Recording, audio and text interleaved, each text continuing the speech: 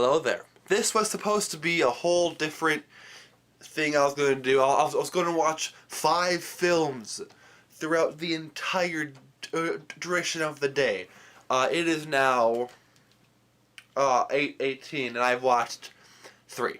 I've watched 2 short films, 1 actual full-length hour movie.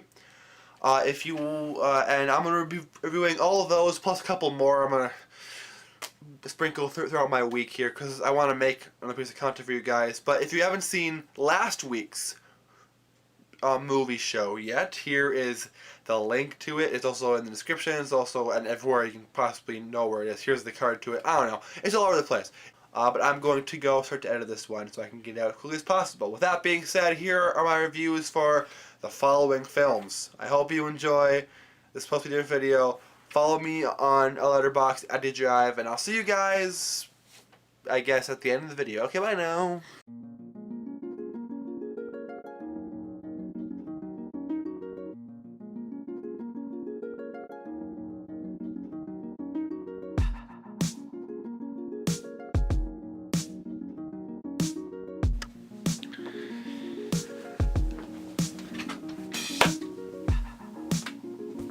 What do I rate this movie? This is something I've never had the problem of doing before. I've never had a movie severely do what this movie just did to me. I'm talking about the death of Dick Long. There is no pro list, there is no cons list. I just don't know what the fuck I watched. And it's not even a bad thing. It was overall a good film, I guess. If you don't want to hear spoilers for this bizarre film, here is the timestamp where I talk about, or if I talk about, another film. The death of Dick Long is unlike anything I have ever seen. I literally don't know how to sum this movie. I don't know how to sum this movie up. 2 friends accidentally kill their friend Dick. And for the longest time you just thought because they were drinking heavily, they were doing all this stuff, that he fell or something happened to him. As it turns out, the reason why Dick died was because they were fucking a horse. And then it's revealed that our 2 main characters, besides everyone else, Zeke and, I don't know his name, but I called him a vape guy, have a bestiality addiction. So imagine my surprise when this is revealed, and I don't know, it was sitting at like a 3-star maybe. I didn't know how to feel about it. I was like, maybe this other half of the film was going to be really great. I don't know how the fuck to feel about this film. Because I'm afraid if I give it something, I don't know. I can't, in conscience, I can't rate this film anything. I don't know what to rate it. I could lie and say, best movie of the year, but I'd be lying to myself. The only kind of criticism I have is that the first half of the film is very long and drawn out. But once it's revealed what the fuck happened, then it starts getting interesting, and it's really interesting. But I don't know how to feel about this film. I don't know if I liked it. I don't know if I hated it. I don't know. And this is something I've never had to face before. Is it the weirdest movie out there? Probably not. There are so many weirder movies out there. Is this the weirdest movie I've seen in my life though? And in my lifetime? Yes. It is one of the most bizarre pieces of media I have consumed in my life. Nickelback is a huge part of this film for whatever reason. Nickelback music plays like every other, I don't know. I really don't know. Is it good? Sure. Do I recommend that you watch this film? Sure. Anyway, watch film if you want. In terms of a rating, I'm gonna give it a indefinitive. I'm gonna give it a I don't fucking know how to rate this movie out of 5. I'm literally, I can't can't. I need to go. I need to go now. Holy fuck. Oh.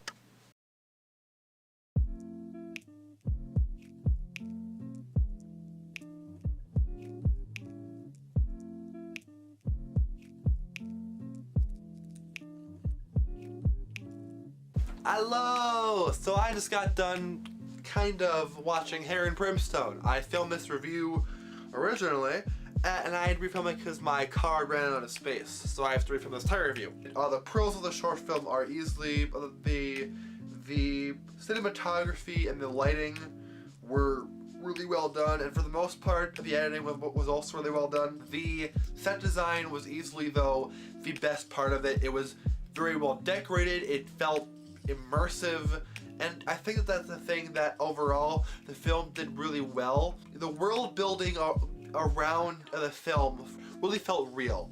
The acting from Chris Kendall as Hades was also really well done and really solid. There was not a moment in the short film where I didn't believe that he was Hades. His performance in this felt really natural and really great. It was like he was having a great time on set, and in turn that made everything else around him feel fantastic. The only thing I do have to complain about are two things.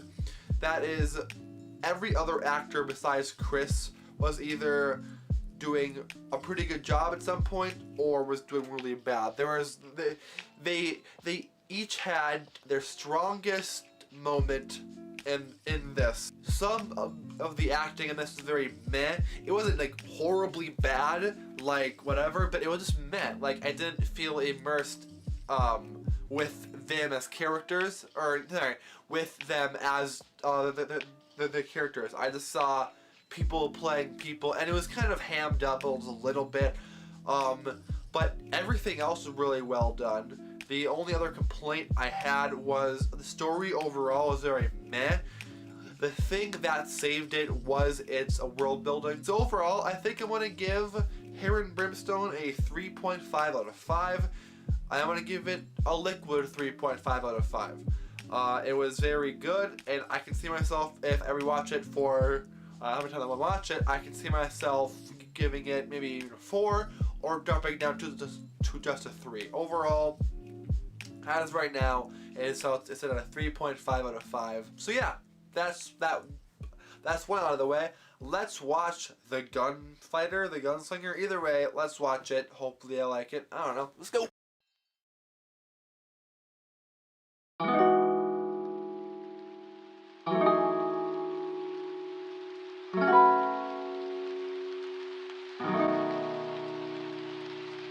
I recently watched El Angel. El Angel is a Spanish film directed by Luis Ortega. He's made a couple other films before. This is his newest one, coming out in 2018.